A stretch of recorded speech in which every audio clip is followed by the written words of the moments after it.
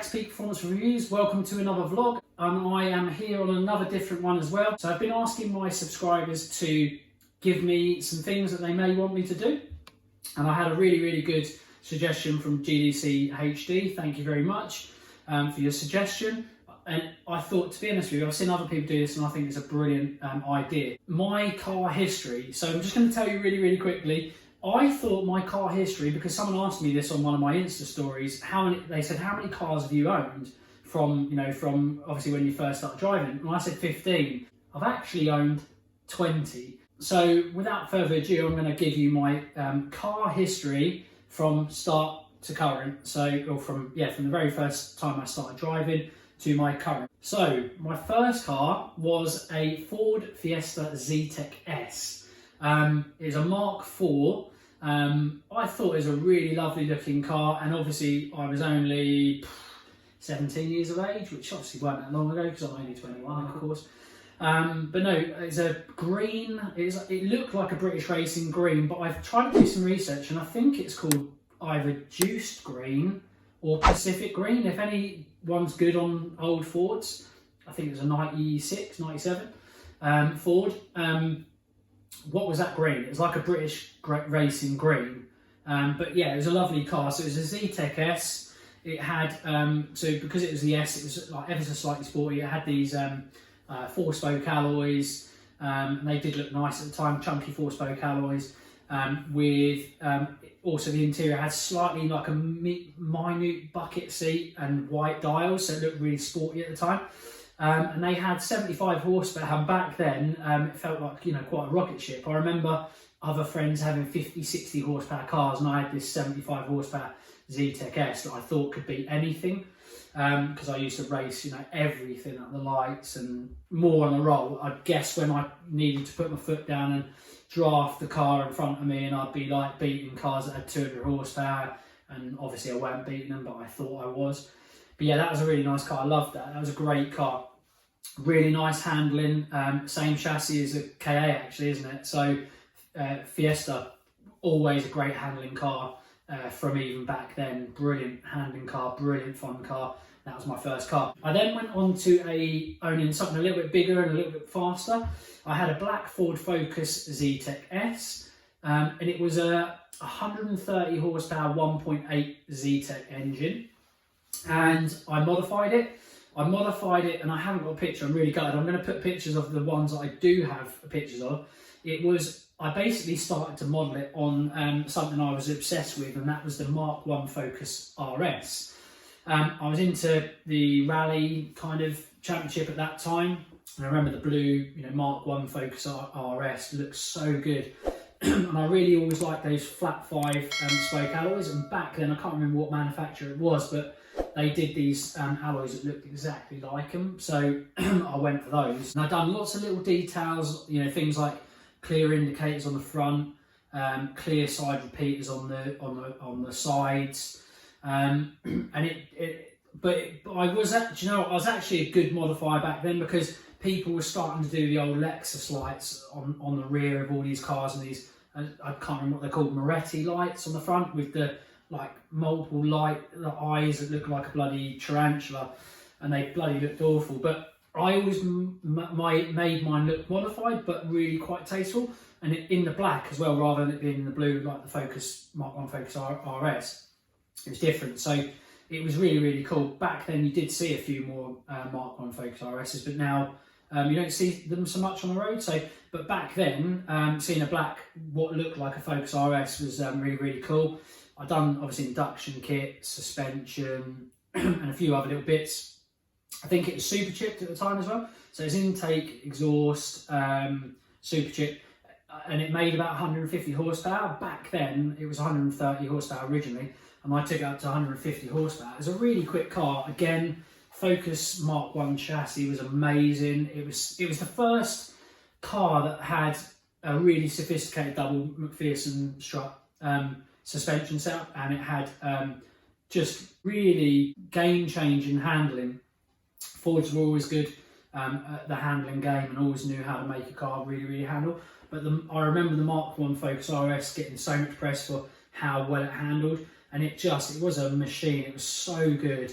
and so much fun. I love that car. I decided to sell the Mark 1 Focus because one of my friends at the time bought one of these and done exactly the same, or not exactly the same, didn't do the same alloys, but done all the same modifications other than the alloys to his car. So black, same engine, same spec, same trim level.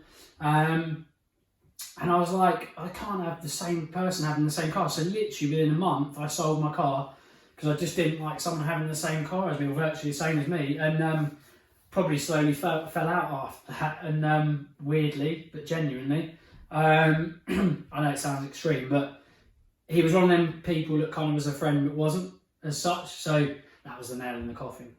Just couldn't believe it.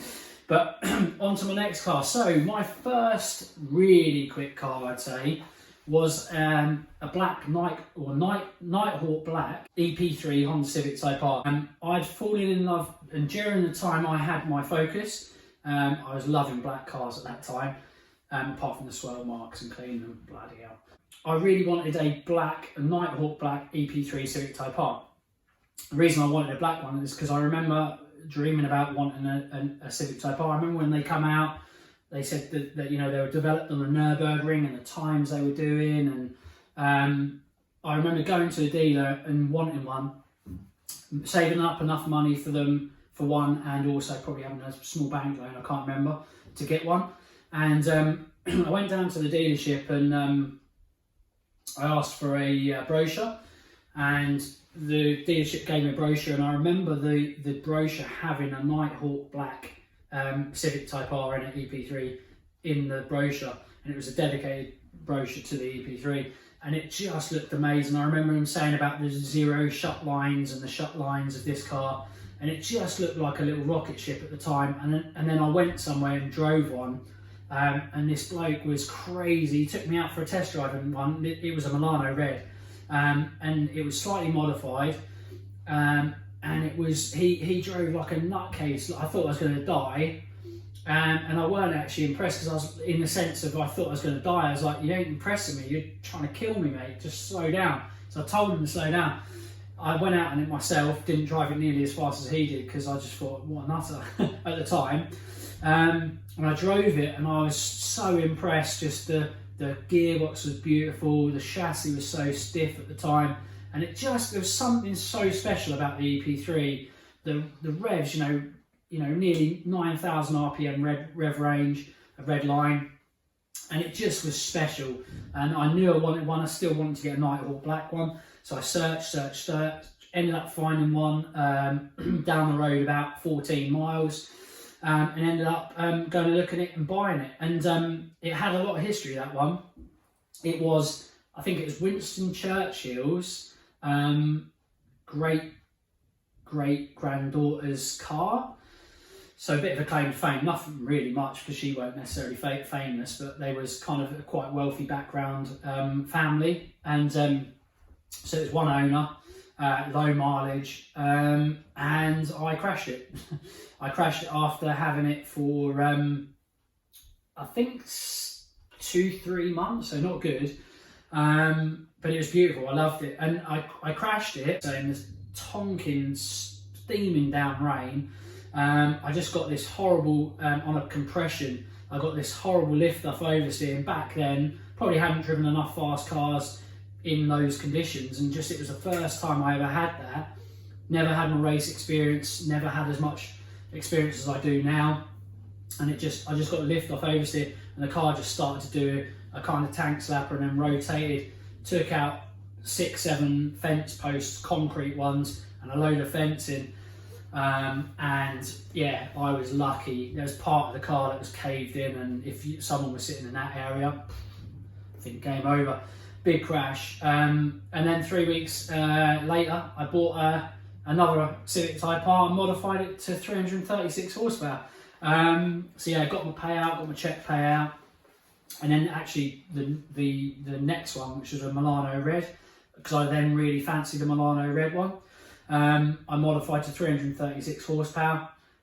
Loved that car. It had everything, real good suspension, special amazing geometry, full exhaust system, a special one-off exhaust system at the time, decat, everything you can think of, induction, intake, exhaust, manifold, you name it, had it diff, had a quaife differential, and nitrous injection. So it had a progressive controller, controlled nitrous wet kit.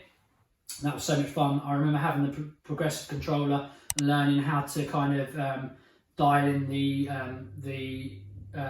ratio and how much it went in, and it had a purge as well. You know, you press the button and it would spray out. And I used to drag race that car. I drag raced that car for 2-3 years, went down the pod, and at the time it was one of the quickest street front wheel drive cars in the UK. Back then 336 horsepower was insanely quick. And it used to run, I think, 13.3, 108 miles an hour.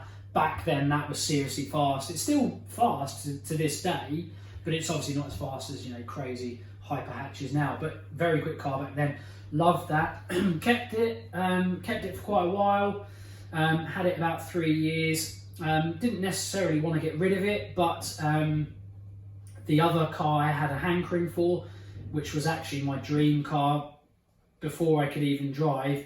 I remember being about 12 years of age and seeing a couple with what was a brand new Mark IV Toyota Supra in a very nice posh house. And I remember every now and again I used to see it outside of this really nice posh driveway. And it was a black Mark IV Toyota Supra. And it turned out years later I knocked on their door one day and found out that it was a non-turbo car. I think a non-turbo auto, but still at the time it was just like a rocket ship. And I was like, my God, I've got to have a Mark IV Supra one time.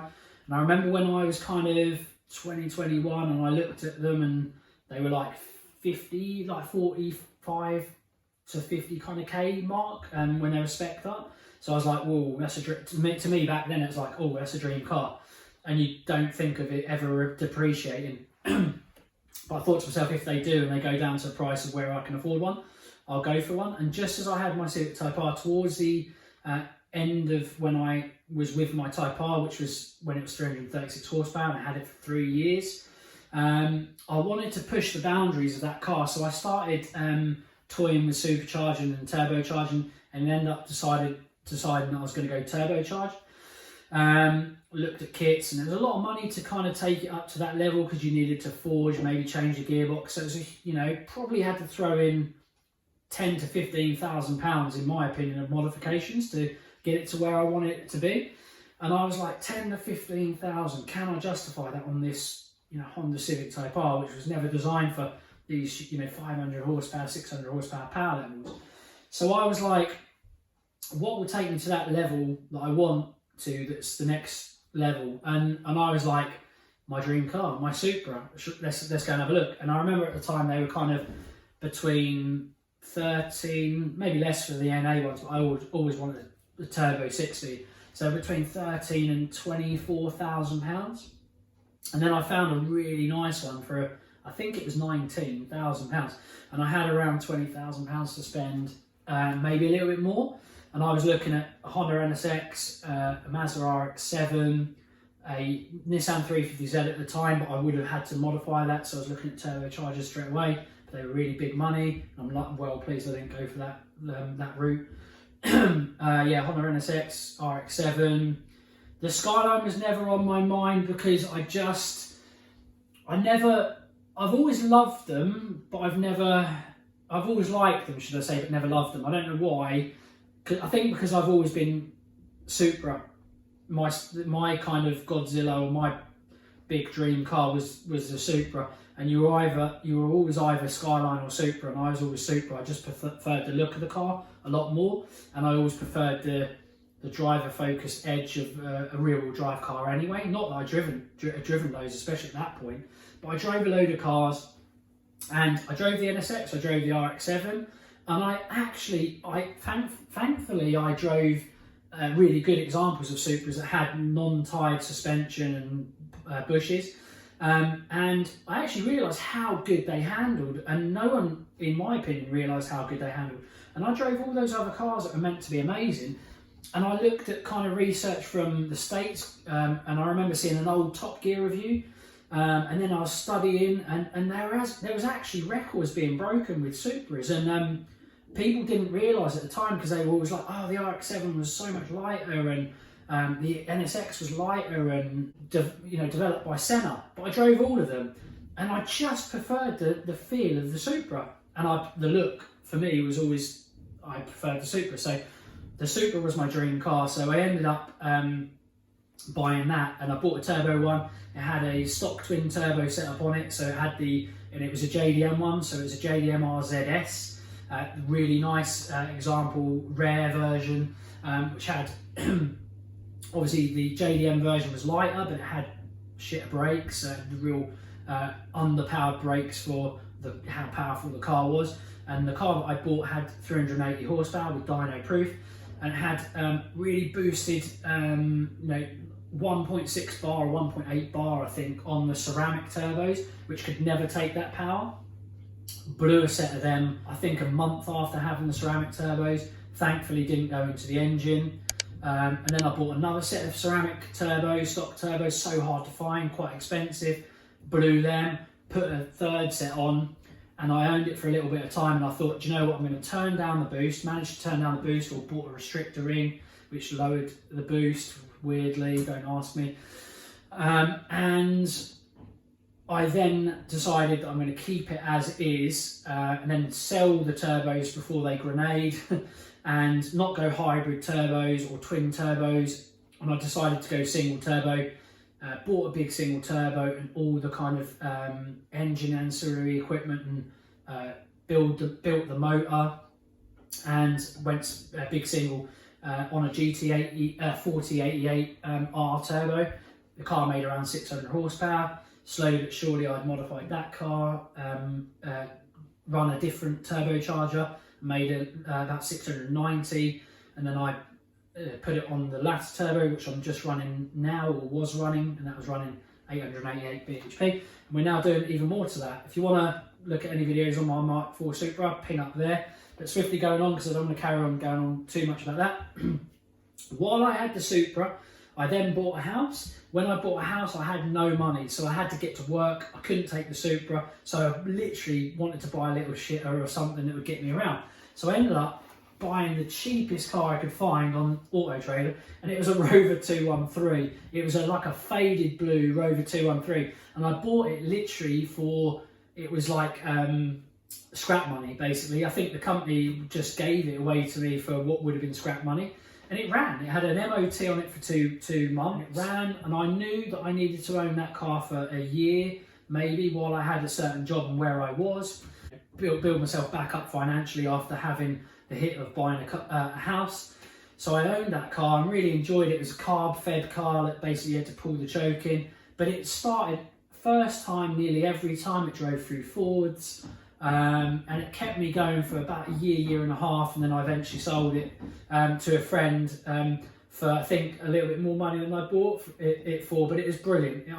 Weirdly, I mean, suspension like blancmange, handled like shit, but it was just funny and fun and basic but awesome, and it done everything it needed to do for me, and it kept me from probably financial ruin. So loved it, really did. I then bought, after that, and I sold that, I thought, oh, I'm going to go for something slightly better with a nice handling. So I went back to my roots, and I went, I'm going to have another Zetec S. And this one is a black Fiesta Zetec S, going for, the low end of what they go for, but looked okay. And basically the bloke sold me a shitter. This was a lemon.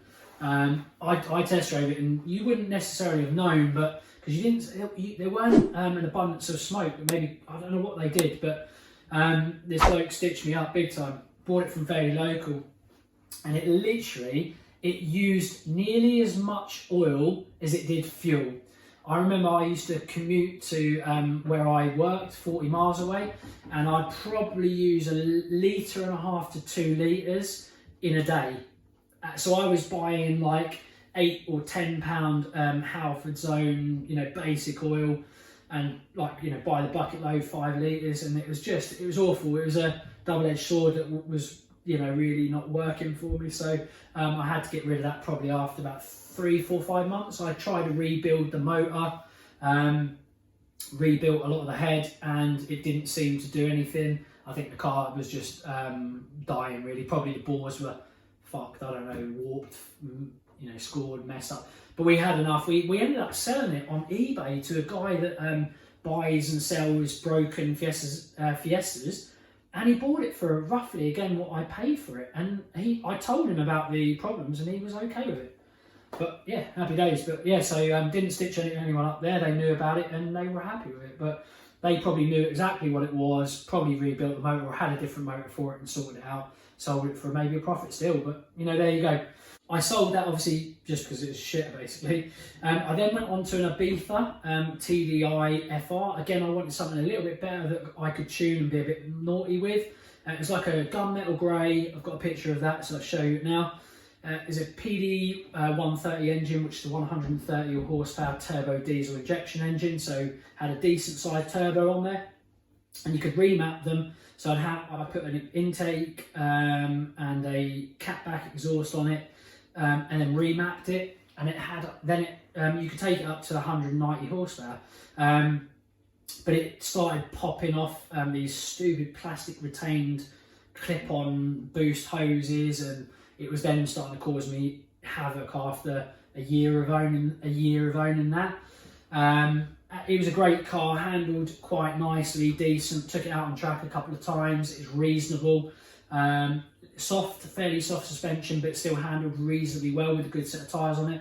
But it went, you know, really, really well. It's a quick car. I mean, it was mild hot hatch kind of quick, so it could really upset a few people that had this, you know, a sporty car. It was a really good car. Really fun car, but just starting to have problems with it. Sold it again for roughly what I paid for it. During that time, or just after that time, I also bought a classic Ford Sierra GLS. Didn't ever do anything with it, just bought it, but left it in a barn. But great car that I always wanted to do something with, but funds and time allowance never saw me have that car out on the road. Sold it to Car Cave in Scotland, and I knew with a bit of spit shine he'd be able to sell it for a profit, and he did, which is good, and I've got no problem with that. Alan, who owns Car Cave, check them out, is a really, really good guy. He'll clean things up and tidy it up, do things that need to be done, often give you good money for a car, but of course we'll end up selling it for a profit, and Two Right and All, they do the work. But yeah, I had to sell it, so it was a car that I always wanted. Pleased I kind of owned it to kind of even have there just in a barn, but had to sell it actually. I think another new house move needed some money, had to go. During that time, also bought a Mini with the missus, a Mini Piccadilly. If you don't know about Mini Piccadilly, very, very rare car. It's probably worth really, really good money now. We've cleaned it up, done a few bits to it, and it's looking lovely, to be honest with you. You'll see the pictures on that. After that, I went to a red Civic Ibiza FR, and I went for the FR because it was a bit cheaper than a Cupra. But if you bought the right FR, really hard to find. It was called an FR 150. It was just called an FR, but you had to find the one that had the twin charge motor. And out of the factory, the Cupras had the petrol Cupras had, I think, 180 horsepower, but the FRs only had 150 horsepower. All it was is literally they see it detuned the car. The FR that was twin charged, which had 150 horsepower, if you modified it, it would have the same end horsepower that a modified Cupra would. So we done intake, exhaust, good tyres, Revo tuned, stage 2 tuned, DSG box with the box software, and that car was quick. It was really quick. In a straight line, really quick, and decently quick around track as well. Loved that car, but sold that for, again, a house move. Yeah, so that brilliant car, loved that. Took it on pod as well. I think it ran a 13.9 at 106, I think. I'll try and find that out for you. After that, and after a bit of downtime with kind of just a company car, I ended up having a company car, which was basically a Polo Bluemotion. I was trying to be good for the company actually. They said you could have an allowance, and I literally was like, oh yeah, this will get 70 miles to the gallon apparently. And I drove it, got it, and it was just so boring to drive, and the handling was so bad that I just didn't want it anymore. Ended up getting a Golf TSI 1.4. That was shit as well. Had loads of problems with it, didn't like it, didn't enjoy the handling, didn't like the car, got rid of that. And ended up buying a Volvo V40 D4R design. That was a daily. It's twin turbo 2-litre diesel. Real rocket ship of a car actually. Really good handling, car based on a Focus ST underpinnings. Really good handling, near 200 horsepower, kind of mild hot hatch, quick as well. Really good car, love it. And I've got a second one of those to this day, again, company car. And it's brilliant as a daily. Gets between 45 and 50 mile per gallon and goes like a mild hot hatch. Great car. Then went on to obviously our current Fiesta ST, Fiesta ST 180 Mark 7. Done loads to that car, had it Revo stage 2 for a little while, about 242 horsepower that made. Then done loads more bits to it and ended up going stage 4 Revo. It's now 340 odd horsepower, or 330 and a harsher dyno. Amazing car, ping you some video links up there so you can watch some of our old videos of that. Brilliant car, still own that car, still love it, absolutely amazing. I then bought a Civic Type-R, another EP3, had a massive hankering for one, and I was just at a point where financially I could afford to go racing, so I went and got myself a race license and went and raced my an EP3. I've done a whole build video for that EP3. It was a silver metallic EP3, and I turned it into from a road car to a race car. I've done a series of videos on that as well, links up there. And then I ended up racing it for 2 years, winning 2 championships, and loved it. Just absolutely loved it. Absolutely amazing, beast of a car. Just so good. During the time I had that and still had the ST, I had a weird hankering. I don't know why. I saw a couple and I had a weird hankering for a Vauxhall. And my mates will tell you, they never expected me to buy a Vauxhall, but I had a weird hankering for a Vauxhall Astra VXR. But a VXR Nürburgring. So I saw one that came up for a really good price at a local dealership, and I was like, do you know what? I've got the money. I'm just going to buy it. So I did. I bought it, and it was really good. Do you know what? Everyone says about the VXR Astras are really bad in terms of the handling, but can make some good power with some modifications. The Nürburgring edition had so many other things. It had a wider track, lower special alloy, magnesium alloys, which were lightweight, so that made the handling and acceleration better. It also had a lower centre of gravity and some uprated anti-roll bars and other things. And it just, that combined made it a much better handling car. It was quite a rare car as well. So I just had a hankering for it, and I did enjoy it. It always worried me every time I went out in it, because it had the most weird kind of strange kind of map and feel to it, that it was a quick car. I remember going out on a piston heads run and actually keeping up with my mate's 645i and a really heavily modified 535D. It was modified, my VXR was modified to about 310 horsepower or 330, I can't bloody remember. It feels like so long ago. But it was a quick car, and it did handle really well, but there was just something missing that didn't captivate my heart, and because of that, I was like, you know what, it's kind of dead money. I'll try and get probably more money back for it, and I ended up getting the same money back for it, or a little bit more, but I had to spend money on it as well. So I don't miss it. I wanted to get rid of it, and I did. It was a great car. Would I have another one again? No, but good car nonetheless. During that, just after that time, I also ended up going to want to race in Ford KA Enduro Championship. So I ended up buying 2 KAs, one that I turned into a race car and one that was used for spares and repairs. And then, and that was basically it. So obviously, if you haven't seen my race videos for my Ford KA, ping up there, check it out. Yeah, that is basically my car history so far. And I can tell you now, I am looking to potentially buy something new later this year. I'm not going to tell you what yet, but there's going to be something added to my car history, and I cannot wait to finally, eventually reveal to you what it's going to be. I'm really excited about it. Massive hankering for this car, and yeah, super exciting, super exciting. But yeah, no, I'm not going to ramble on because that's going to be a really long video, and I do apologise. If you want to get involved and give me your car list and your car history list, hit us up in the comment section, and I'd be intrigued to kind of know your car history list. Yeah, anything else you want to know in a Q&A in the future, anything about any of those cars and what you want to know, hit us up in the comment section.